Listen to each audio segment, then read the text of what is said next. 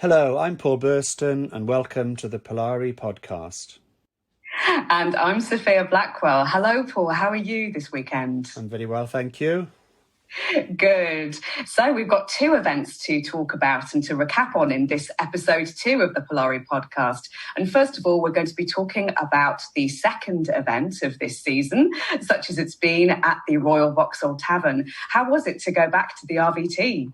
It was great. I mean, they've got to such great lengths at the RVT in terms of, keeping the venue open during this very challenging time and sticking to all the guidelines, being very observant and taking care of their customers. So it's a place where you go and you feel very safe.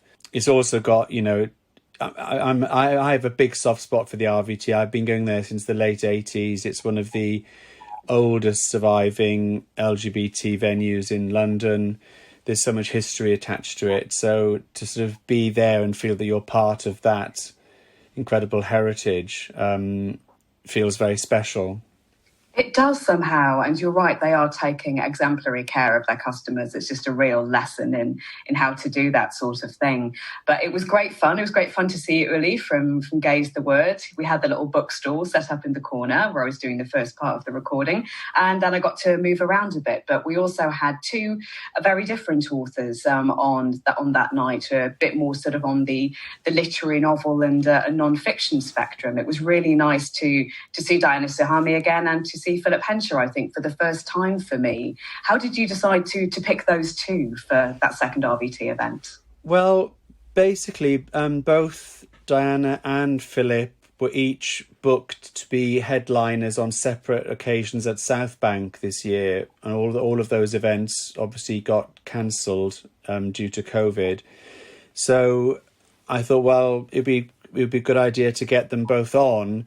I'd also introduced them because there was a party at Gaze the Word and it was just quite a few people there, and Diana arrived and I was talking to Philip, and after she'd sort of gone through to get a drink, Philip said, "Is that Diana Suhami?" And I said, "Yes." And he said, "Oh, would you introduce me? I've been dying to meet her for ages." So I introduced them that night and I thought, well, they'd be a good pairing. They're both quite similar in the sense they're both very erudite. And they're both very, very witty, and I thought they'd make a really good pairing. So, so I thought they did as well. I thought it was a really, really good choice in the end. I thought they sparked off each other really well. They're coming from very different perspectives in the sense that Diana writes non-fiction and mainly biographies, mainly of lesbian people from history, and Philip is a novelist, although he also edits short story collections and anthologies.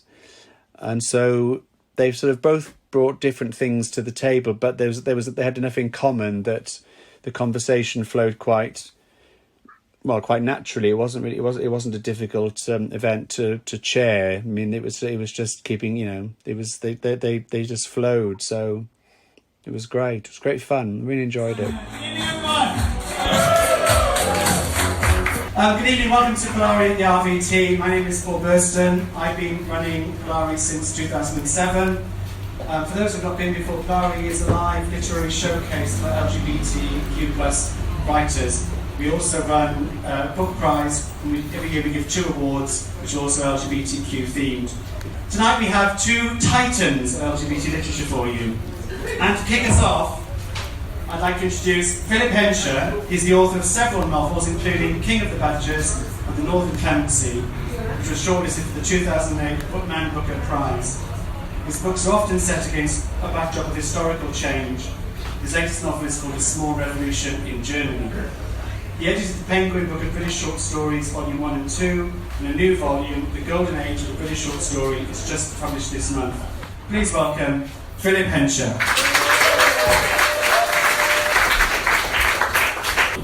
It's the first event where I had to remind myself to put my shoes on. Anyway, I'm going to talk a bit about the new book, A Small Revolution in Germany. It came out in February. I'm not a very certain person. I mean, I'm not very certain about eternal truths, really. I'm always kind of thinking, I don't know, maybe, I don't know. A few years ago, magazines I knew ran a competition for a newspaper editorial to be written on the subject of whether Anne Widdecombe should be burnt at the stake. The winning entry was, the winning entry, I seem to remember, was a very good version of one of those Observer editorials going, I don't know, one hand. And the winning entry finally concluded that perhaps Anne Widdecombe should be gently singed. I'm very much a sort of gently singed sort of person, really. And as I get older, I find myself saying more often about all sorts of things. Well, I don't know, it's a bit more complicated than that. And I used to be very, very decisive when I was young, when I was about 17. I knew exactly what ought to be done to put the world to rights. And then as you get older, I think you stop being quite so decisive. I think it's not so much all the boring things like having a mortgage and a job and the rest of it. It's more sort of getting to know more people.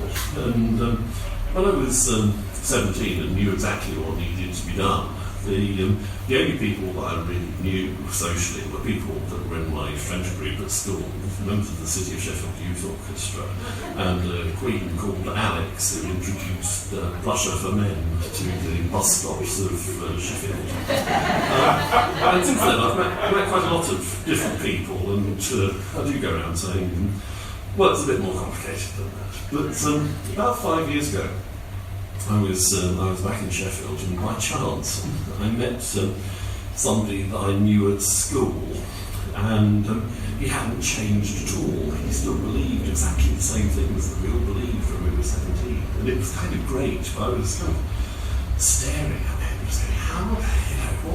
What happened? What happened to you? Or really, what didn't happen to you actually?" And that sort of set me off really on this book, which is about teenage revolutionaries and what happens to them as they get older. Diana Suhami is a non-fiction writer and biographer of famous literary figures, including famous literary lesbians. She talks about her new book, No Modernism Without Lesbians, which was released earlier this year, including notable figures such as Gertrude Stein, Sylvia Beach, Briar, the novelist, Natalie Barney, and various other characters who we loved being introduced to on the night. And here she is. Thank you, Paul, for inviting me, and thank you all for being real people, a real event in a real world. This is what the journalist Janet Flanner wrote in 1926. The world has always had lovers, and yet for thousands of years, the concentrated aim of society has been to cut down on kissing. With that same amount of energy, society could have stopped war, established liberty, given everybody a free education, free bathtubs, free music, free pianos, and changed the human mind to boot. Janet Flanner crops up in my book, No Modernism Without Lesbians. It's about creative lesbians who, in the decades before the Second World War, fled the repressions and expectations of their hometowns like Washington and London and formed a like-minded community in Paris. They lived, wrote, published freely, and were at the vanguard of modernism, that shift from 19th century orthodoxies into 20th century ways of seeing and saying. There'd been no community like it since the ancient Greek poet Sappho on the island of Lesbos. Many of them learned Greek to read Sappho's verses, and they wrote their own poems in her honour. I started writing biographies of lesbians 35 years ago. I've written lots of them, and this is the last. This is the last. It's the first time a mainstream publisher has wanted the word lesbian in brackets. Historically, your mother didn't want to hear it, and publishers didn't want to use it. So for me, it's a breakthrough to have lesbian in the title, on the jacket, on the spine, in the running head.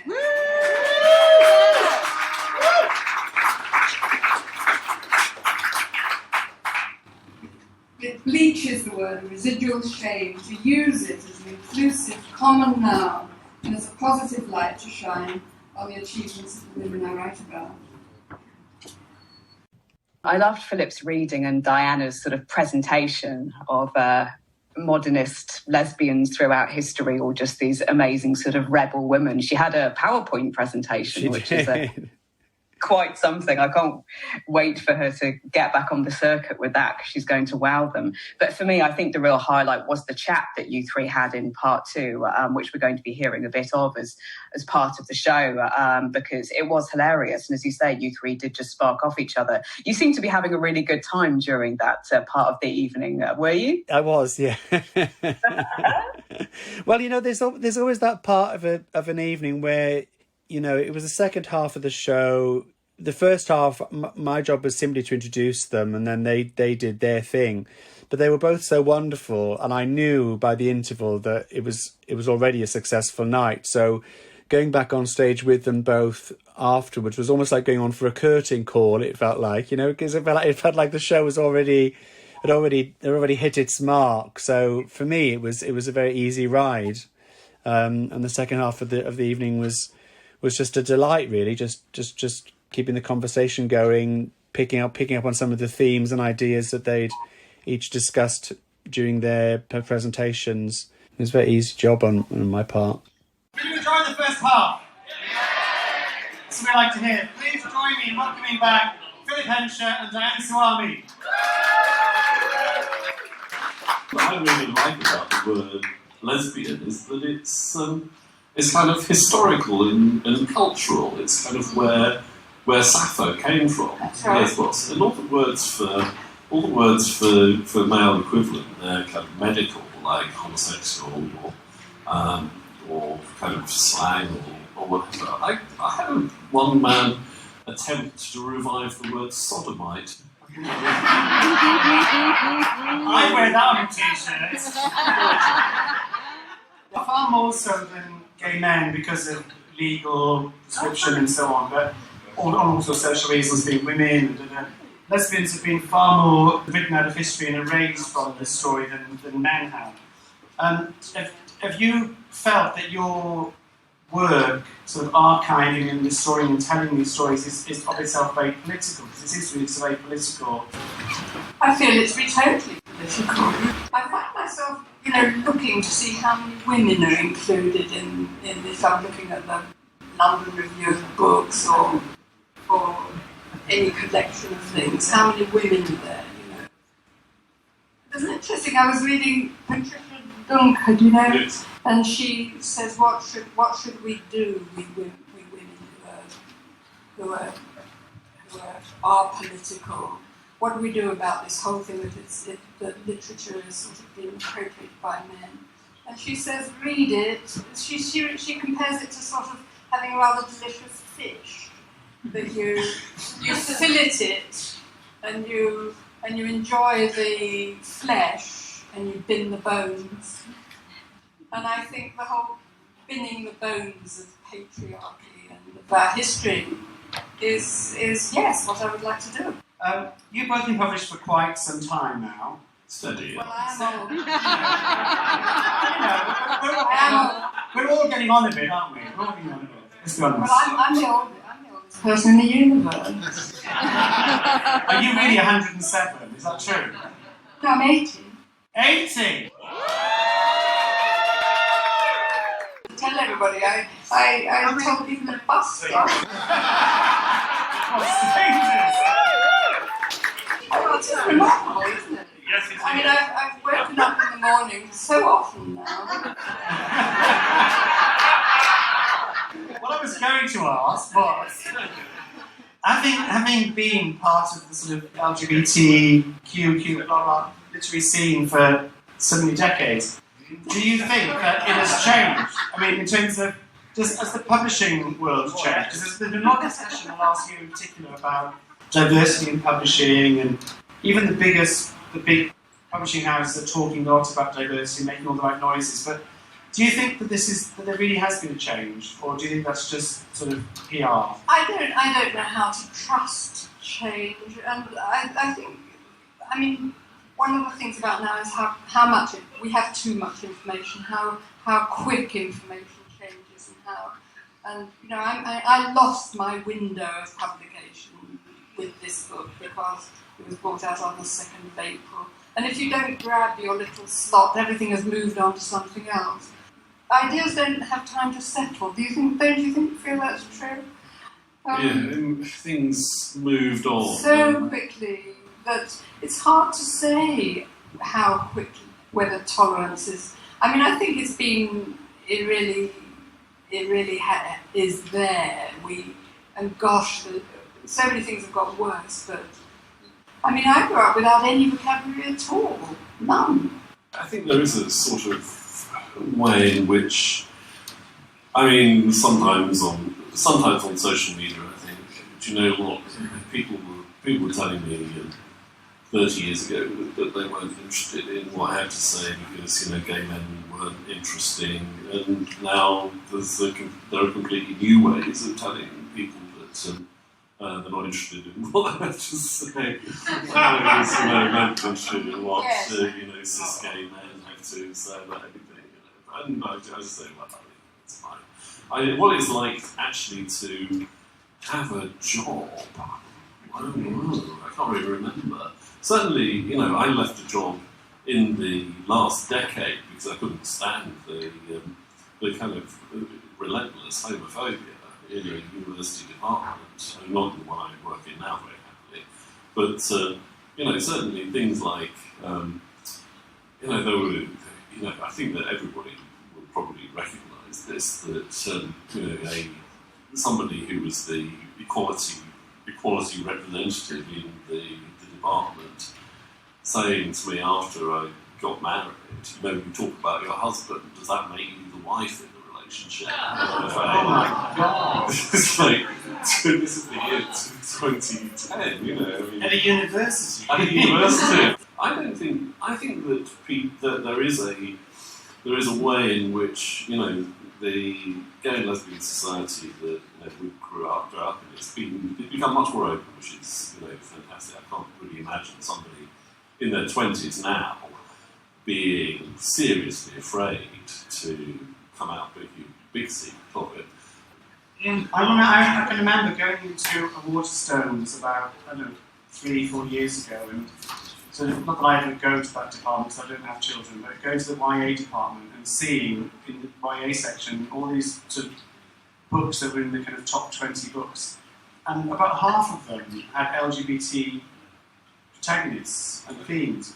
And I just thought that's really encouraging because those are the readers of tomorrow. These are the adult readers of tomorrow. And I kind of had this, you know, naive, perhaps, belief that, well, publishing is going to change radically now because publishing is very commercially driven, so it's all about, you know, responding to the market, which is why we have all those books by influencers and celebrity memoirs like that are famous for one thing, like being on a television show or whatever. I thought, well, maybe that's going to trickle down. We're going to see more and more real, authentic LGBT stories being told because they see that there's a market among the youth. I think that is true, but it's sort of quite interesting that to be accepted, you have to have somebody accepting you. You know? So it has to be your family accepting you, and they have to make the adjustment in much the same way as it's usually, or for most of us, a journey or something to overcome or to come to terms with realization. So the people who are accepting you have to make a journey as well. And I think there is that journey being made by other people in the rest of society, not just us. You know, that parents are unsurprised or even pleased. You know, the doors are open. That the organisations will talk about their equality, and all these things are what makes the society change towards tolerance. That's why in this book I wanted to emphasise achievement. You know, this is, and I think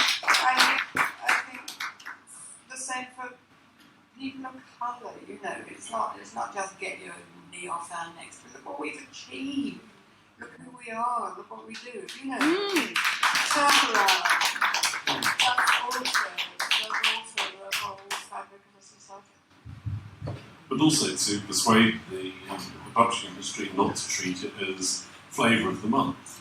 Well, it's a danger because everything is a flavour of the month. I remember, 20 years ago or something, the whole publishing industry was terribly excited about Indian writing in English. It was a huge thing, but then it sort of moved on. And it is quite. I have Indian students in the MAs that I teach on, and I've just noticed that it's very difficult for them to interest an agent or a publisher. And I think that certainly there's moments when it seems like a very kind of cool and wonderful thing to be gay or lesbian. And who's that supermodel that was on a magazine cover being shaved by Katie? Cindy Crawford. Yeah, that was the sort of high point of lesbian chic. Yeah, and then things move on. As usual, at the end of the event, I went into the crowd as much as I could in a socially distanced manner to ask the crowd what they thought, and the responses, as ever, were uniformly positive, as well as making a new friend in Alina, who lets us know what she thought of the night here. It was wonderful to catch up with John, who writes the Dolores Delago blog, who talks so wonderfully about various Polari events that he's attended. It was great to see John. And also I got to speak to Keris Evans, who I'd interviewed earlier in the year but had not actually met until that fantastic night. So, Keris, how are you enjoying tonight? Oh, it's been absolutely fabulous. It's been wonderful, first of all, to get out of the house, but it's fantastic to see so many great authors, and particularly learn from LGBT history as well. So it's so important to see it, and also to support the arts, which what we need to keep doing at this moment in time. So, what's your name? My name is Alina. Alina, hi. Did you enjoy tonight's show? Yeah, it's so great, actually. So, were there any parts of tonight that you particularly enjoyed? I enjoyed the sincerity, the humor, the sarcastic enjoyment of themselves when they're saying things, and it's so great, the emotions and how the people from the scene, their enjoyment, the feeling from the people out of the scene, and this feeling between the real people is so great. Like, it's so rare now, and yeah, it's comfortable. So, John, did you enjoy tonight's show? It's absolutely fabulous. I love Polari. I always have loved Polari. I've been going for 10 years more, and it is so good to have it back. It is so good to have it Perfect, thank you. I've missed you too. So recently, you also did an online live event as well, didn't you? Can you tell us a little bit about that before we hear some highlights from it? Well, we did a live online digital event, and it was shortly before we announced the winners of this year's Polari Prize Awards. So at the time, we didn't know who those winners were, but we had two shortlisted authors. One was Alison Child, whose book Tell Me I'm Forgiven was on the shortlist for the Polari First Book Prize, and she was dialing in from Lesbos, where she's been spending the summer and the autumn. The other was Juno Roche, who was shortlisted for the Polari Prize for Non-Debuts for her second book, Trans Power. She was dialing in from northern Spain.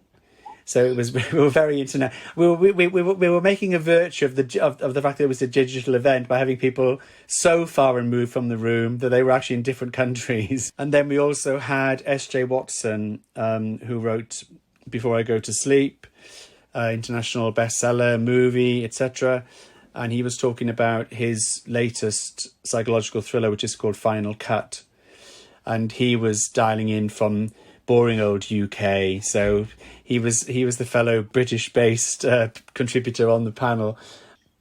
Last month we held the first ever Polari Live online on Zoom. Our authors were tuning in from far and wide.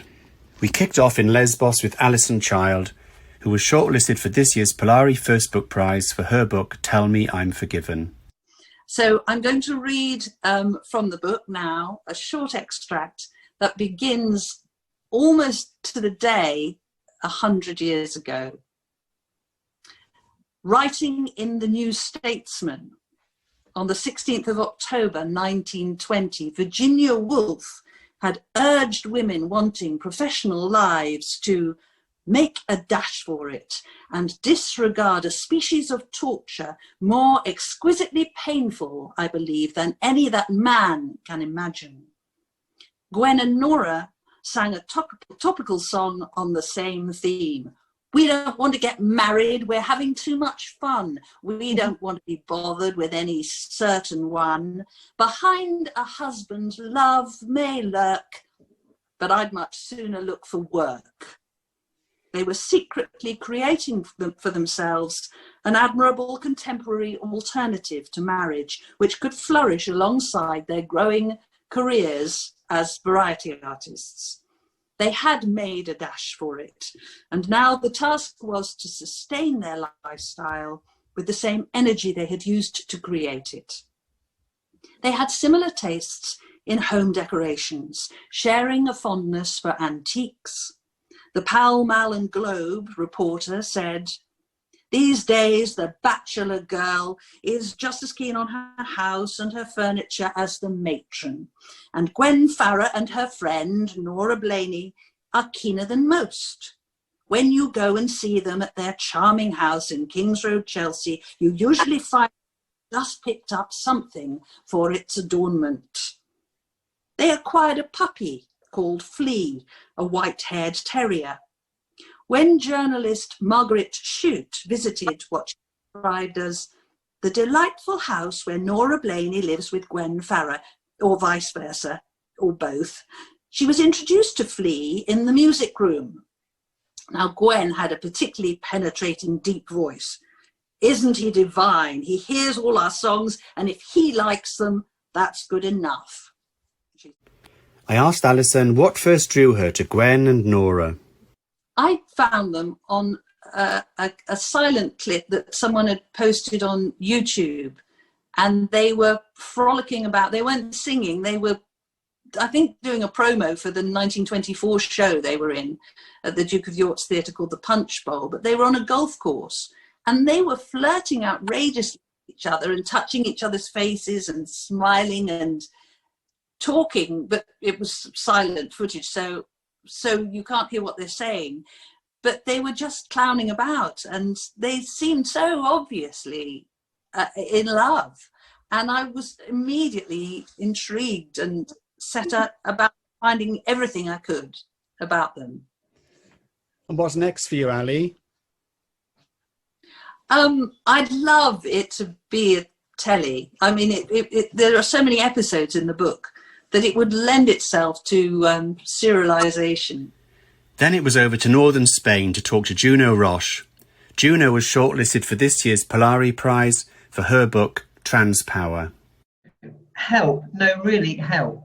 I know that opening this book with a cry for help might seem, it does seem, a lot needy, but I'm having a huge crisis in confidence, as I don't feel like a woman or a man anymore. Nor do I feel non-binary, as it includes the word binary, and nor do I feel fluid, as it still posits that there are two binary poles for me to become fluid between. I just feel trans. And finally, I feel beautifully cut adrift from the endless layers of performativity that have weighed me down my whole life. Layers of performativity. I'm sure they have blocked any dysphoria from leaving me and allowed it instead to remain deep inside, turning to self-stigma and ultimately internalized transphobia. We do that. How could we not do that when the world throws so much transphobic shade our way? Constantly telling us that we are not good enough to be considered as real. How could we not internalize that in our endless quest to become perfect binary specimens for them? Those layers of performance were me trying to please everyone else in the world but me. I've disconnected from those layers now because my label is simply trans.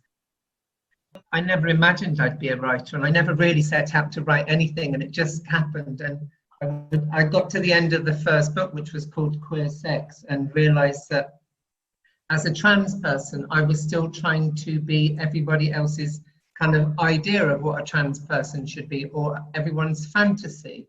And actually today I was reading Argonauts by Maggie Nelson, and I came across this brilliant line, which was, she was talking about her partner, and her partner had said about something they were doing, I was interested in the reality of his fantasy.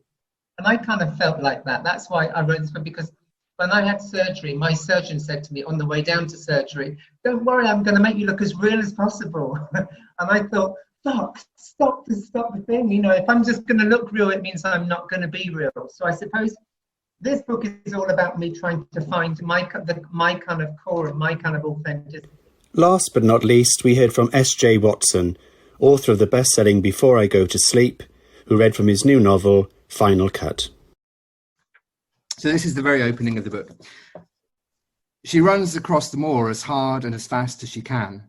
The sliver of an old moon hangs above her, and somewhere far behind, the village lights shine in an anemic yellow. But she keeps her eyes fixed forward. She sees nothing but the road ahead, and hears only the wheeze of her dry breath and the cawing of the gulls as they swoop and dive. There are no sounds of pursuit, no shouting, no howling of dogs. She is safe, she thinks. She can calm down, stop running and walk. It's over. But still she runs. She pushes herself harder. Her limbs wheel, momentum carries her until she's on the edge of tumbling like a marionette, wires snipped, head over heels. A car flashes past on the horizon, and then it happens. Her body goes numb as if she's fallen into cotton wool. Her arms and legs circle in front of her, but they look alien. They're moving independently. She has no control. It's like looking through the wrong end of a telescope. She tries to draw breath, to blink herself back to reality, but it's too late. Her body has rebelled. When she tries to stop running, she finds she can't. Her foot hits something then. It registers only as an abstract pain, dull, like the dentist's drill after the needle, but still she trips in slow motion as if falling through sludge. Her hands fly forward and she hits the cold ground, squeezing the breath from her lungs like air from a paper bag. She lies still. She could rest, she thinks, forever if need be. She sees herself as if from a distance, as if she's in a documentary. She's lying there in the dark, her eyes open, her lips blue. They'll find her in the morning, frozen. It wouldn't be so bad. But no, she won't die here, not like this. Energy rushes in, a shot of adrenaline, and she gets clumsily to her feet. She walks, putting one foot carefully in front of the other, over and over until finally she reaches the junction. Her eyes dart. She shakes, though she doesn't feel fear. She doesn't feel anything. She puts her rucksack at her feet, then holds out her hand, thumbs up. It's early morning and the road isn't busy. Cars pass infrequently, but eventually one stops. The driver winds down the window. It's a man, of course, but beggars can't be choosers. Where to, love, she says. He says. But she doesn't know how to answer him. She hasn't thought that far ahead. She imagines Bluff House. It's as if it's right in front of her, silhouetted against the pale sky, huge and looming with a solitary light shining in an upstairs room. She can never go back. Love? She shakes her head. She knows where she wants to end up, but not how to get there, and she has to choose somewhere before he drives off. Anywhere, she says, before opening the door and climbing in. Anywhere, just away. I'd like to start by talking a little bit about Before I Go to Sleep, just some context. I mean, your first book, and it was such a huge, enormous success. I mean, it was that and Gone Girl were the two books that really put sort of psych thrillers into everyone's faces. That must have been an amazing experience to go through. But is it also quite daunting afterwards when you come to do the next project, because there's an expectation, or do you just push that aside and not think about that kind of stuff? I wish I could push it aside. No, yeah, I mean, it's very true. It's very daunting. I wasn't kind of consciously daunted by the whole thing, I don't think, but actually, yeah, in retrospect, it was very, very. But I mean, you know, I have to remind myself it's a luxury problem to have. Following a huge debut bestseller is you know, as problems go, that's quite a good one to have to deal with. But yeah, it was a different experience, really. Just because I've always thought with novels, you know, you have to kind of write the first draft as if no one's ever going to read it to an extent. And obviously when you're writing a debut, that's probably going to be true, or at least you can tell yourself it's true. You know, the chances of it, you know, are fairly small. So that was relatively easy. But then with this, when I sat down to write the second one, you know, I had editors and reviewers and agents and more importantly, readers around the world who were going to be interested. So suddenly every sort of word seemed to matter more, or, you know, have to carry more weight, and that became a bit of a problem. So yeah, the process for me was really trying to get back to that place where I kind of did push that aside and learned to kind of ignore it, at least until the second draft. Yeah, so it was quite daunting. There is that phenomenon, you know, difficult second album syndrome as well, isn't there? Which I think many authors have this. I was talking to this with some authors the other day about difficult second novel syndrome, regardless of where your career is. There's always an expectation with the second novel. It's just different because you've already got a book out there in the world. So there's always absolutely, an expectation, isn't there? And you know, especially given the success of Before I Go to Sleep, it felt a little bit like I was someone who kind of wandered onto a golf course. I don't play golf, by the way, but probably a terrible analogy. But like I'd wandered onto a golf course and smacked the ball with the stick, whatever they call it, and got a hole in one. You know, I need to scored a goal then, but that really would be mixing metaphors, wouldn't it? But you know, and got a hole in one, and then everyone was like, "Okay, go out and do it again." And I was like, I don't know what I was doing the first time, you know. So it was a strange thing, yeah. But without giving too much away, Before I Go to Sleep has an element of amnesia in it, or a woman who can't make memories. And that's become quite a trope now in psychological thrillers, this idea that someone can't remember something. But it's really difficult to avoid it because it's actually, you know, you're talking about psychological thrillers, so there are so many ways you can go in terms of navigating it. How did you navigate that theme? Because there's a slight element of that in this book, isn't there? Yeah, there is. I mean, I don't know why I keep being obsessed or keep returning to that sort of topic of identity and memory, but it does fascinate me because, you know, I think especially as someone, I don't know, I was thinking this the other day, but kind of, I think maybe growing up gay had something to do with that, because I do sort of feel like my life is kind of split into separate stages almost, of kind of before I came out, then after I came out, and then there was a period where I was out but not really confident, and I don't know, but then probably everybody feels like that to an extent. I mean, I think, you know, you don't get to my age without feeling that you've had different stages in your life. Getting deep now, but anyway, I think the amnesia thing, I just found it very sort of compelling. I mean, again, without sort of saying too much, but to me, this is a book about somebody who, it's about the ways in which the brain will protect itself, will protect the self from trauma, I suppose. So it's looking at traumatic experiences, but the mechanisms that the brain will kind of put into place in order to kind of make sure that that's not too devastating, or can put into place to make sure that's not too devastating. So it's kind of complex PTSD in the book, really, which became fascinating to me for various reasons. But yeah, so it's an interesting one. I do think there's something quite queer about that, because I do think that the vast majority of queer people, LGBTQ plus people, have experienced some level of trauma, because the world is not designed for us, and so we're not raised by our own kind on the whole. Many of us aren't. So we do go through a period of feeling strangers to ourselves and to those closest to us. We do go through a sort of feeling of alienation, and I think that there's a certain trauma that comes from that. And I think is one of the things that, as a gay man, I'm certainly very conscious of. And I think it's good that as a community, gay men are talking about this more now, because there used to be this idea that you were in the closet, you came out, and everything was happy ever after, which of course is nonsense, because you can't live in the closet for however many years and then not be repercussions, because there's damage caused by living in the closet. And and sorting that stuff out afterwards, you know, so I can see why these themes have a particular draw to you. I think that makes complete sense to me. Yeah, absolutely. And I think in I mean, it's quite strange that I haven't really written a queer character. And I have actually, but they were fairly minor in the second book. It's almost like I'm trying to explore these themes without directly looking at it. Coming at it sideways. Yeah. And that's not a kind of conscious thing. It's kind of strange. Yeah. I feel like I could say that here in this group. I don't know why it is that I seem determined to come at it, but from an oblique angle, or don't want to sort of face it head on. Maybe I've got some healing to do still before I can really say anything intelligent about my own experience. For information on the next Polari Live online, please visit our website polarisalon.com or follow us on Twitter @polarisalon. So what else are you looking forward to in December? Well, we were waiting to find out what would happen, but we've now had it confirmed that we are having our delayed 13th birthday celebration, which was meant to happen in November, but obviously didn't because we've been under another lockdown. But on the 16th of December, we'll be doing Polari in Heaven, which will be our third event at Heaven.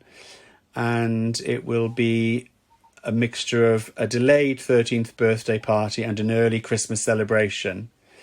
And we've got lots of surprises lined up, as well as the amazing lineup of performers. We have poet PJ Samuels, we have performer Alexis Gregory, we have author and comedian VG Lee, as you've never seen her before and will never ever see her again. And we have Ian Elmsley, formerly of Katrina and the Boy, author of A Marvellous Party and a wonderful musician, singer-songwriter, who's going to be treating us to songs from the David Bowie songbook. So there'll be a bit of music, a bit of festive spirit and some birthday celebrations. We've also got some surprise guest video messages for our birthday, which we'll be screening on stage during the event as well, from some quite important people. So it'll be a great night. Heaven's another venue where they've gone to huge lengths to make their venue COVID safe. I mean, they've completely redeveloped the whole main area of Heaven, which used to be the dance floor, where we used to, when we had the previous Polari events in Heaven, they would literally just bring out rows of chairs and a few tables at the front onto an existing dance floor, which were then cleared at the end. I mean, since the beginning of this year, or since COVID began, that whole area has been converted into one giant bar, and it's all in little booths with perspex dividers. So it's actually very, very safe. It's also with table service and all those usual things that people are doing nowadays. It's also, from my point of view, it's actually quite a good thing, because there are actually more seats now than there were when we did the previous Polaris in Heaven. So there's potentially a bigger audience if people all come. So tickets only went on sale yesterday, and we've sold nearly a quarter of them already. So I'm really happy. I think it's going to be a busy night. I'm sure it is, and I speak for many of my friends and fellow members of the Polari family when I say that I cannot wait to be there, and I'll be recording that as well. It'll be great fun, I promise you.